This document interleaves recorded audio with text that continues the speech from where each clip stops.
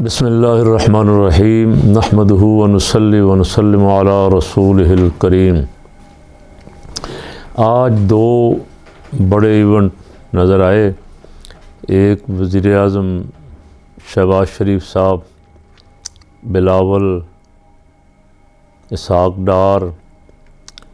اور باقی وزراء کو ساتھ بٹھا کے پریس کانفرنس کرتے ہوئے، دوسرا تحریک انصاف کے چیئرمین عمران خان صاحب پنجاب کی پارلیمانی پارٹی سے خطاب کرتے ہوئے۔ وزیر اعظم صاحب اپنے کامیاب جنیوا بھیک مشن پہ بڑی ڈینگیں مار رہے تھے اور ان کے ساتھ بیٹھے ہوئے وزراء بھی ایک سے ایک بڑھ کے ڈینگیں مارنے کی کوشش کر رہے تھے۔ اب مجھے ان ساری باتوں کا جواب تو نہیں دینا، صرف اتنا میاں صاحب کی زبان سے میں نے سنا کہ میاں صاحب کہہ رہے تھے یہ آٹا ہمارا مسئلہ نہیں، آٹا صوبوں کا مسئلہ ہے۔ میرے دور میں کبھی بھی میں نے یہ مسئلہ پیدا نہیں ہونے دیا۔ تو میاں صاحب اب کس کا دور ہے؟ اور جس صوبے میں آٹے کے لیے لائن میں لگے ہوئے ایک بندہ مرا ہے، وہ صوبے والا آپ کے پاس آپ کے رائٹ سائڈ پہ بلاول زرداری بیٹھا ہوا تھا۔ اس کی موجودگی میں آپ کہہ رہے تھے اس کو کچھ شرم ہوتی تو وہ جواب دے دیتا، یا آپ کو کچھ ہوتی تو آپ خیال کر لیتے کہ میرے پاس تو بیٹھا ہوا، ساتھ بیٹھا ہوا، اور اسی کے صوبے میں سب سے زیادہ مسئلہ ہے۔ گزشتہ روز شرجیل میمن نے پریس کانفرنس کر کے اس میں بڑے بڑے جھوٹ بولے کہ آٹا ہم 95 روپے کا کر رہے ہیں، اس سے پہلے 65 کا بک رہا تھا، غریبوں کو ابھی 65 کا ملے گا، اور باہر مارکیٹ میں اس کے ریٹ گر رہے ہیں، یہ ہے وہ ہے۔ تو شرجیل میمن صاحب نے جو بندہ آٹے کے حصول کے لیے بیچارہ جس کی لاش گھر واپس آئی ہے، جس کے بچے بیٹھے رو رہے ہیں، اس کی موت پہ کوئی افسوس کا اظہار نہیں کیا۔ جو لمبی لمبی لائنیں لگی ہوئی ہیں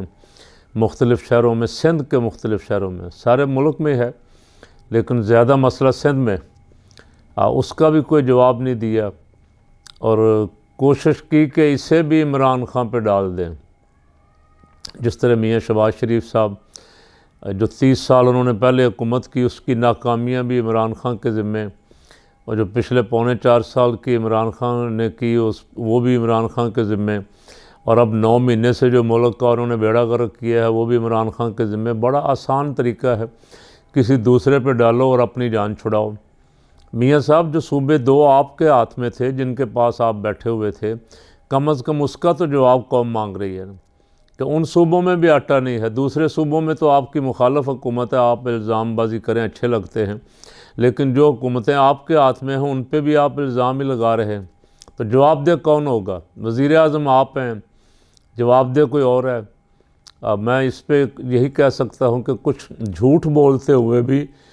تھوڑا بہت خیال کر لیا کریں کہ اتنا بڑا نہ بولیں کہ جس سے عوام کا بالکل اعتماد اٹھ جائے، کہ ملتا جلتا ہی بول لیں۔ ملتا جلتا تو یہ تھا، اگر تھوڑی بہت بھی ان دونوں خاندانوں کو عوام کی ہمدردی ہوتی تو یہ کہتے کہ اس وقت عوام مشکل میں ہے، آٹے کا بحران ہے، چینی کا مسئلہ ہے، گیس کا بحران ہے، بجلی کا مسئلہ ہے، پانی کا مسئلہ ہے، ہم اپنا جو لوٹا ہوا مال ہے وہ رضاکارانہ طور پہ لا کے اپنے پاکستانی عوام کے لیے وقف کر دیں، کچھ آٹا سستا ہو جائے، کچھ اشیاء خرد و نوش سستی ہو جائیں، لیکن ایک لفظ نہیں بولنے کے لیے تیار۔ باہر جو پیسوں جن کا وعدہ ہوا ہے، اب ان پہ گھات لگا کے بیٹھ گئے ہیں کہ جتنی جلدی ہو سکے وہ پیسہ ہمارے ہوتے ہوتے آ جائے تاکہ ہم صفایا کریں اور بندر بانٹ کریں، اور جو 8-9 مہینے کی لعنت ہمیں پڑی ہے اس کے بدلے کچھ نہ کچھ پیسہ ہی ہمارے جیبوں میں، ہمارے خزانوں میں اور ہمارے فارن اکاؤنٹ میں چلا جائے تو چلیں، کچھ نہ کچھ وہ سمجھتے ہیں کہ ہماری بچت ہو جائے گی۔ تو میں نے کل بھی کہا تھا کہ میرے مولا کو منظور ہوا تو انشاءاللہ یہ پیسہ آپ کے ہوتے ہوئے آئے گا ہی نہیں، کھانا تو دور کی بات ہے، اور اس دفعہ شاید آپ کو یہ پیسہ خورد برد بنا کرنے دیا جائے۔ دوسرا مسئلہ خان صاحب پارلیمانی پارٹی سے خطاب کرتے ہوئے کہہ رہے ہیں کہ ہمیں ہمارے بندوں کو ڈرایا دھمکایا جا رہا ہے، ان کو کہا جا رہا ہے کہ -1 فارمولہ چلے گا، خان پہ ہم نے ریڈ لائن لگا دی ہے۔ تو خان صاحب یہ کہہ رہے ہیں کہ کون ہے ریڈ لائن لگانے والا، اور اس کو عقل نہیں ہے، اس نے اتنا بھی نہیں سوچا کہ ریڈ لائن عوام لگا سکتی ہے۔ جب تک عوام کسی پر ریڈ لائن نہیں لگاتی،